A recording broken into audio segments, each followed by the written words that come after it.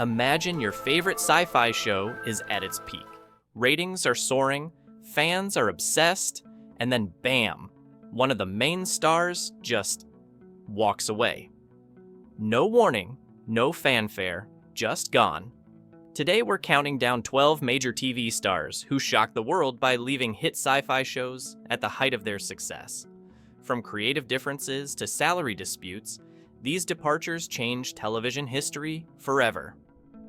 Number 12. Topher Grace. That 70s show, I Said Good Day. I say good day. Kicking off our countdown is Topher Grace, who played the lovably neurotic Eric Foreman on that 70s show. In 2005, Grace shocked fans by announcing he wouldn't return for the 8th and final season, choosing instead to pursue his film career while the show was still a hit. Grace felt constrained by the ensemble format and wanted to establish himself as a movie star. He landed roles in films like In Good Company and Spider-Man 3, believing Hollywood success awaited. However, his film career never quite reached the heights he hoped for, while That 70s Show struggled without its central character. The show attempted to continue with new character Randy Pearson, but fans never accepted the replacement. Eric's absence created a fundamental hole in the group dynamic that couldn't be filled. The final season suffered dramatically in ratings and critical reception. Actually, even after I left, I was really enjoying people's reaction. Grace later admitted some regret about leaving, acknowledging that Eric Foreman remained his most beloved role. His departure serves as a cautionary tale about leaving successful TV projects for uncertain film prospects. Number 11. Shelley Long. Cheers. I'll have a white wine spritzer, please. Coming in at number 11 is Shelley Long, who departed Cheers after 5 successful seasons as the pretentious but lovable Diane Chambers. Long left in 1987 at the height of the show's popularity, believing her character had run its course and wanting to pursue a film career. Long's departure was particularly shocking because Diane was central to Cheers' core romantic dynamic with Sam Malone. The show's will they or won't they tension between Sam and Diane had captivated audiences for years. When Long announced her exit, many wondered if Cheers could survive without its intellectual foil. Unlike many departures, Cheers actually thrived after Long left.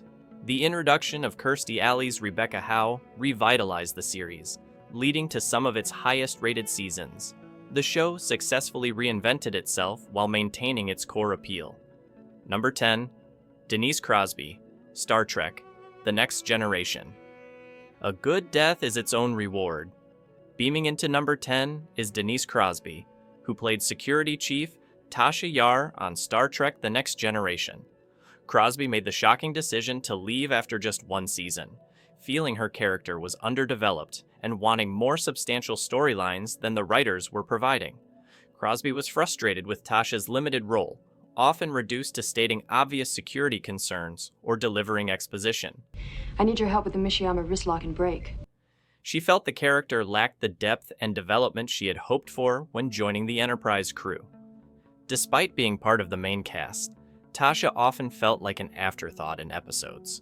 The producers honored Crosby's request to leave by giving Tasha a memorable death in Skin of Evil, where she was killed by the malevolent entity Armis.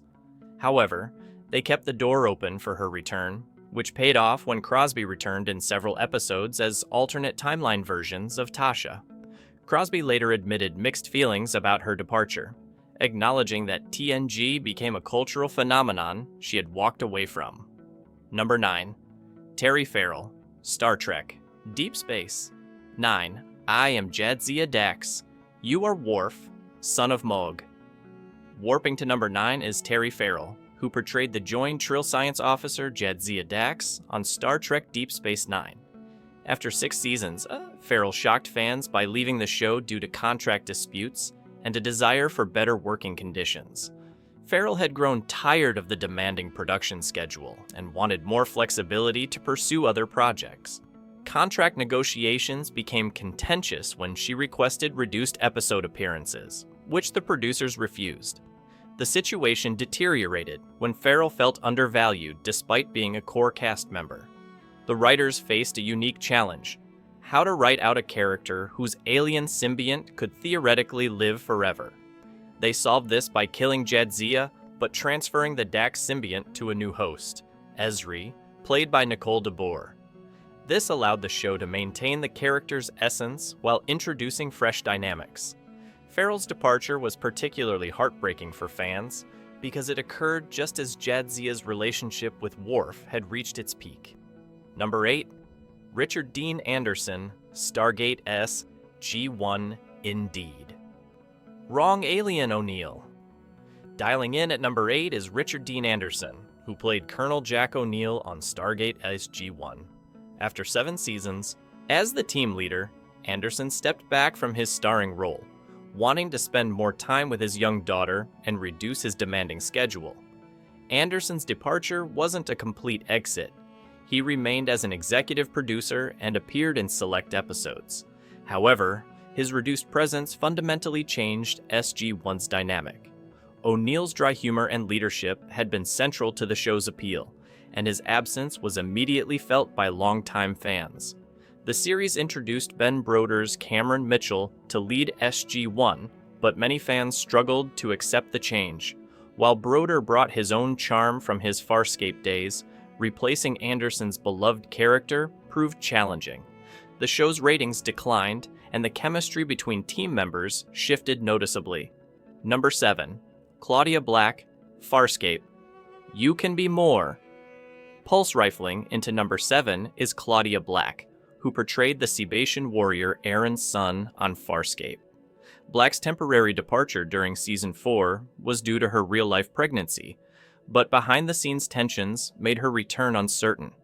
Black's pregnancy created writing challenges for the show's creators, who had to find creative ways to hide her condition while maintaining Aaron's fierce warrior image.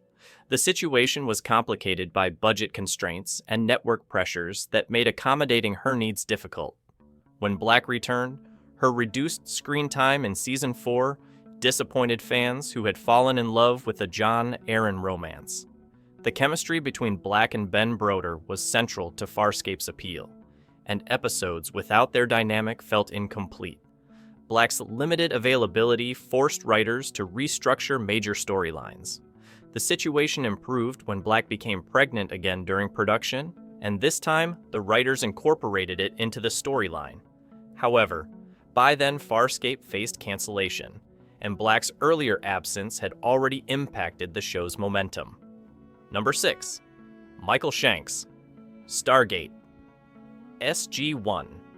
Ascension doesn't make you a god.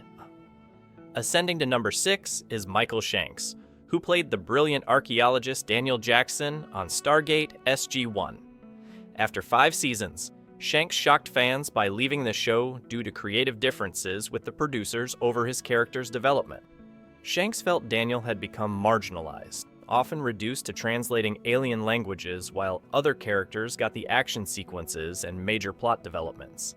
He wanted more substantial storylines and character growth, but producers seemed content with Daniel's established role as the team's academic expert. The departure was written as Daniel's ascension to a higher plane of existence, providing a metaphysical exit that fit the show's mythology. However, fans were devastated to lose one of the original SG-1 team members, and ratings reflected their disappointment. Corin Nemec replaced Shanks as Jonas Quinn, but the new character never captured fans' hearts the same way. Number 5. Grace Park and Daniel Day Kim, Hawaii 5-0. Book 'em, Dano. Surfing into number 5 are Grace Park and Daniel Day Kim, who played Kono Kalakaua and Chin Ho Kelly on the Hawaii 5-0 reboot. After 7 seasons, both actors left simultaneously due to salary disputes and pay inequality issues with their white co-stars. Park and Kim reportedly earned significantly less than stars Alex O'Loughlin and Scott Caan, despite being original cast members and major characters.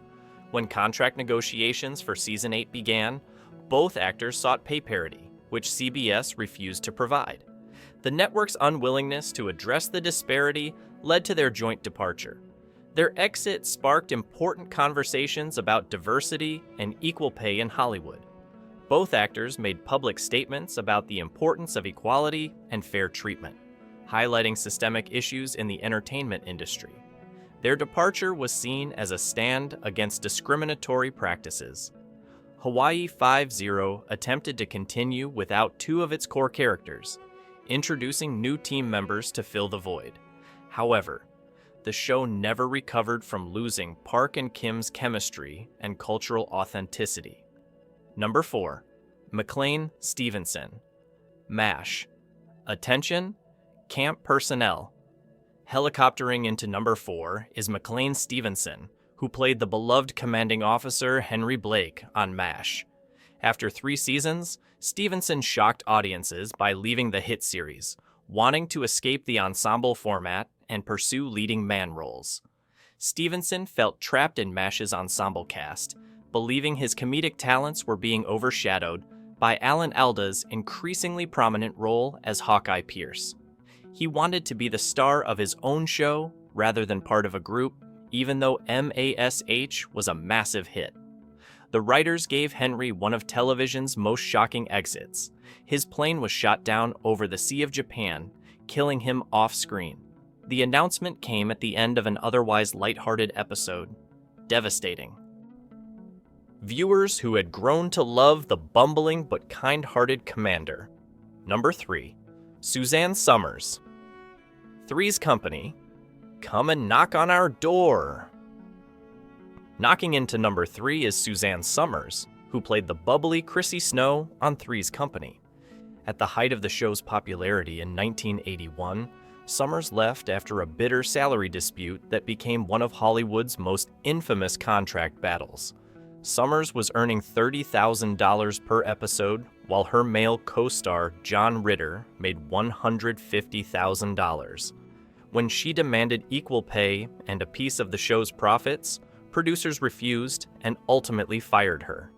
The dispute played out publicly, with Somers appearing via phone calls in several episodes before being written out entirely.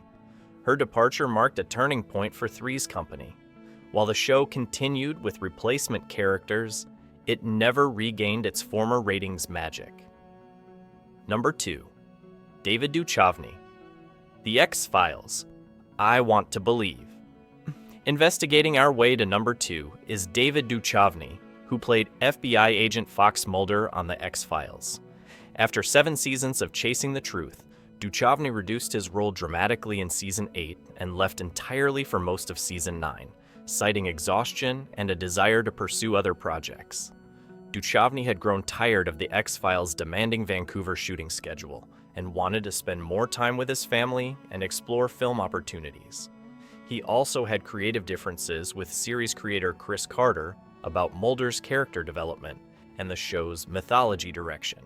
The show attempted to continue with Robert Patrick's John Doggett and later Annabeth Gish's Monica Reyes, but replacing Mulder proved nearly impossible. The Mulder-Scully partnership was the X-Files' heart, and without Duchovny's believer to balance Gillian Anderson's skeptic, the show lost its fundamental dynamic. Number 1, Leonard Nimoy, Star Trek Original Series. Live long and prosper. Finally reaching number 1 is Leonard Nimoy, whose complicated relationship with Spock represents the most iconic example of a star wrestling with their sci-fi legacy. While Nimoy didn't exactly leave during the original series run, his post-Trek struggles with the character shaped decades of science fiction television. After Star Trek's cancellation, Nimoy famously wrote, "I am not Spock," expressing frustration with being typecast and his desire to pursue other acting opportunities. He worried that Spock's popularity would prevent him from being taken seriously in dramatic roles, leading to years of attempting to distance himself from the character. However, Nimoy eventually embraced Spock's cultural significance, later writing, "I am Spock," and returning for multiple films and guest appearances. From salary disputes to creative differences, these departures remind us that even in the fantastic worlds of science fiction, real-world problems persist. Which departure shocked you the most? Let us know in the comments below. And don't forget to subscribe for more behind-the-scenes sci-fi content.